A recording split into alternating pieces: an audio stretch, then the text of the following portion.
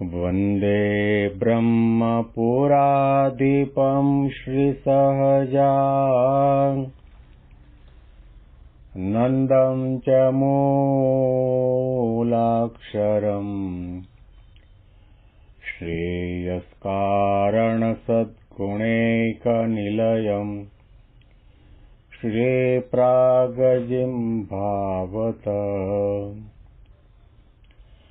ब्रह्मोपासनधारकं गुरुहरिं यज्ञं तथा योगिनं इत्येवं प्रमुखं महन्तमनिशम् श्रीजे स्वरूपं मुदा મહિમાનો મહિમા પ્રવચન માળામાં આજે 17મી માર્ચ 2025 સોમવારના દિવસે તમામ સંતો હરિભક્તોને મારા સાષ્ટાંગ પ્રણામ. જય સ્વામિનારાયણ. હેપી વચનામૃત દ્વિશતાબ્દી મહોત્સવ. હેપી પ્રમુખ સ્વામી મહારાજ શતાબ્દી મહોત્સવ. 9 દિવસના અલ્પ વિરામ પછી ફરીથી આપણે પાછા મહિમાનો મહિમા પ્રવચન માળામાં મળી રહ્યા છીએ. મહારાજ અને સ્વામીની કૃપાથી સંકલ્પ થયો કે જે મારું શિક્ષા સ્થાન છે ને જે મારું દીક્ષા સ્થાન છે અને જે અનાદિ અક્ષર બ્રહ્મ ગુણાતીતાનંદ સ્વામી મહારાજનું સમાધિ સ્થાન છે, દીક્ષા ગુરુ બ્રહ્મ સ્વરૂપ યોગીજી મહારાજનું સમાધિ સ્થાન છે, બ્રહ્મ સ્વરૂપ શાસ્ત્રીજી મહારાજ દ્વારા નિર્મિત ભવ્ય દિવ્ય અલૌકિક મંદિર છે અને જે નદીમાં ભગવાન સ્વામિનારાયણ સંતો સાથે સ્નાન કર્યું એવી પવિત્ર નદી છે, ત્યાં રહેતા સંતોનો ઘણા વખતથી આગ્રહ હતો કે તમે આવો અને આવીને અહીંયા રોકાવો. એટલે 7 દિવસનો પ્રોગ્રામ કર્યો હતો. તો ત્યાં આગળ દર્શન, કથા વાર્તા, માળા, પ્રદક્ષિણા અદ્ભુત લાભ મળ્યો. સંતોની કથા સાંભળવાનો લાભ મળ્યો, સંતોની સભામાં પ્રવચન કરવાનો લાભ મળ્યો. જ્ઞાનજીવનદાસજી ગુરુકુળના લગભગ 2000 જેવા વિદ્યાર્થીઓની વચ્ચે પ્રવચન કરવાનો લાભ પણ મળ્યો. આપ સૌને મોતી મંદિરમાં અને સાક્ષાત સ્થાન ગુણાતીત અક્ષરદેરીમાં અને ઠાકોરજી આગળ યાદ કરીને ધૂન, પ્રાર્થના, માળા અને શુભ સંકલ્પો કર્યા છે. વળી પાછો હું મારો આ યાત્રાનો પ્રોગ્રામ પૂરો કરી ગઈકાલે રાત્રે બેંગ્લોર પાછો આવી ગયો અને આપણે પાછા ફરીથી આ 9 દિવસના અલ્પ વિરામ પછી આ પ્રવચન માળામાં મળી રહ્યા છીએ. ભગવાન સ્વામિનારાયણના વચનામૃતોમાંથી ક્રમ પ્રમાણે ગઢડા અંત્યનું 24મું વચનામૃત આપણે વાંચી રહ્યા છીએ, જેમાં શ્રીજી મહારાજે કૃપા કરીને સામે બેઠેલા સંતો હરિભક્તોને કહ્યું કે જીવ પ્રાણી માત્રની સાથે આદિ અનાદિ કાળથી જડાઈ ગયેલી પ્રકૃતિ અને સ્વભાવ એને ટાળવા, દૂર કરવા, એનો નાશ કરવો બહુ કઠણ છે. પરંતુ સત્સંગનો સ્વાર્થ હોય તો એ પ્રકૃતિ ટળવી કઠણ નથી. સત્સંગ એટલે સાચા પુરુષ,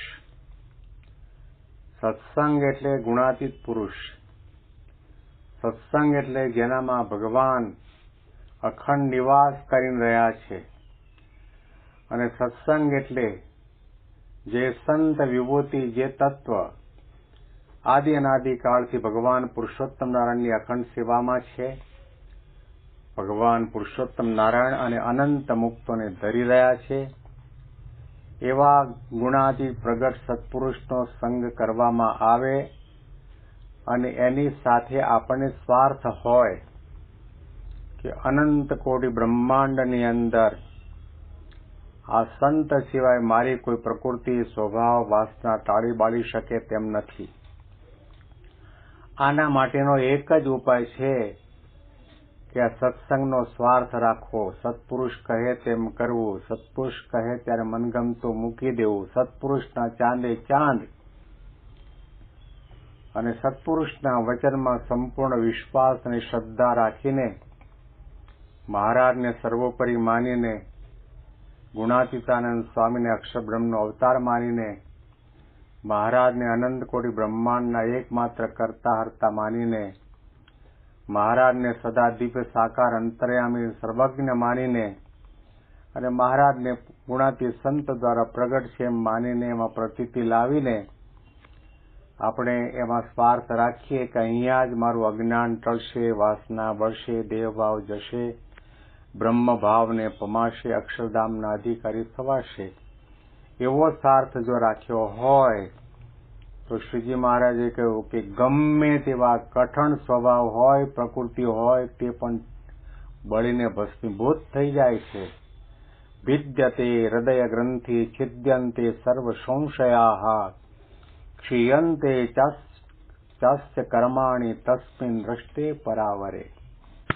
જ્યારે ભગવાનના પ્રગટ સ્વરૂપમાં આપણને પ્રતીતિ આવી જાય અને એમાં દ્રષ્ટિ પડી જાય કે દેખાય છે ભગવા કપડામાં, દેખાય છે મનુષ્ય જેવા, તેમ છતાં પણ આપણાથી અનંત ગણા પર છે, માયા મુક્ત છે, આપણી માયા મિટાવી શકે તેમ છે, ભગવાનના અખંડ ધારક છે, ભગવાનની હજુરના છે અને ભગવાનની સેવામાં આપણને મૂકી શકે એવી શક્તિ, સામર્થ્ય, ઐશ્વર્ય, પ્રતાપ એની પાસે છે. એવી રીતે આપણે સમજીએ તો એ સત્સંગમાં સ્વાર્થ બનાણો કહેવાય. શ્રીજી મહારાજે પછી દાદા ખાચરની વાત કરીને એમના પરિવારની વાત કરી કે એમના પરિવારના સભ્યોને અમને રાખવાનો સ્વાર્થ છે તો અમને ન ગમે એવો એક પણ સ્વભાવ રાખતા નથી. શ્રીજી મહારાજ વર્ષો સુધી દાદા ખાચરના દરબારમાં પડ્યા પાથર્યા રહ્યા, ઘણા ચરિત્રો કર્યા, ઘણી વખત મનુષ્ય ભાવ પણ બતાવ્યો, ઘણી વખત આશીર્વાદ આપ્યા અને દાદા ખાચર અને એમના પરિવારના કાર્ય ન થયા તો પણ એક ક્ષણના માટે પણ જાગ્રત સ્વપ્ન સુષુપ્તિ અવસ્થામાં પણ દાદા ખાચર અને એમના પરિવારના સભ્યોને ભગવાન સ્વામિનારાયણનો લેશ માત્ર પણ અભાવ નથી આવ્યો. એમને જે ભગવાનપણાની દ્રઢ પ્રતીતિ હતી એમાંથી લેશ માત્ર પણ પોતે ચડાયમાન નથી થયા.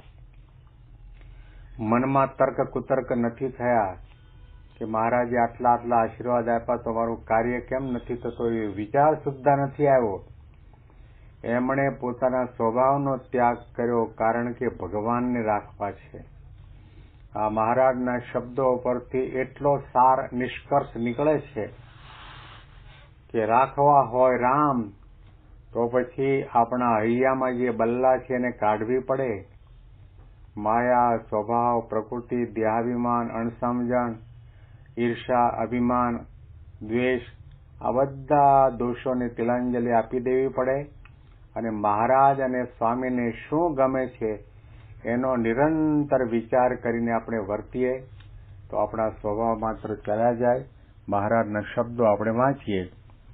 પછી શ્રીજી મહારાજે કૃપા કરીને એમ વાર્તા કરી છે, પ્રકૃતિ જે જાવી તે જીવને બહુ કઠણ છે, તથાપિ જો સત્સંગમાં સ્વાર્થ જણાય તો પ્રકૃતિ ટળવી કઠણ ન પડે.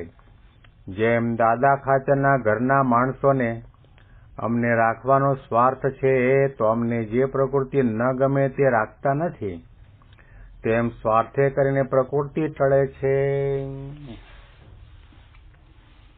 જો આપણે ભગવાનની સાથેનો સંબંધ સાચી રાખવો હોય તો ભગવાન અને સંતને જે ગમે એ પ્રમાણે કરવાનો વિચાર આપણને થાય, એ પ્રમાણે જ આપણું કદમ મંડાય. હું આ જોઈશ, હું આ ખાઈશ, હું આ સાંભળીશ કે હું આ બોલીશ કે હું આ ક્રિયા કરીશ તો મારા સંત અને ભગવંત મારા ઉપર રાજી નહીં થાય. એમને આ નથી ગમતું. કોઈના ઉપર ક્રોધ કરીશ તો ભગવાન અને સંત રાજી નહીં થાય. કોઈના દ્વારા કોઈના ઉપર ઈર્ષા કરીશ, રાગદ્વેષ રાખીશ તો પણ ભગવાન અને સંત મારા ઉપર રાજી નહીં થાય. કોઈના અભાવ અવગુણ લઈશ, ગાઈશ કે સાંભળીશ તો પણ ભગવાન અને સંત મારા ઉપર રાજી નહીં થાય. આવો પ્રકારનો વિચાર દ્રઢ કરીને રાખ્યો હોય તો પછી ગમે તેવા કઠણ સ્વભાવ હોય એને ટાળવા કઠણ ન પડે. આના અનુસંધાનમાં વિશેષ વાતો આપણે આવતીકાલના પ્રવચનમાં આ જ વચનામૃતના માધ્યમથી સાંભળીશું. તમામ સંતો હરિભક્તોને મારા સાષ્ટાંગ પ્રણામ. બધા સંતો હરિભક્તોને યાદ કરીને ગોંડલમાં અને રાજકોટ મંદિરમાં પણ દર્શન કર્યા, ઠાકોરજીના દર્શન કર્યા, પ્રદક્ષિણા કરી, દંડવત પ્રણામ પણ કર્યા અને શુભ સંકલ્પ સાથે પ્રાર્થના પણ કરી છે. સૌ રાજી રહેજો. જય સ્વામિનારાયણ.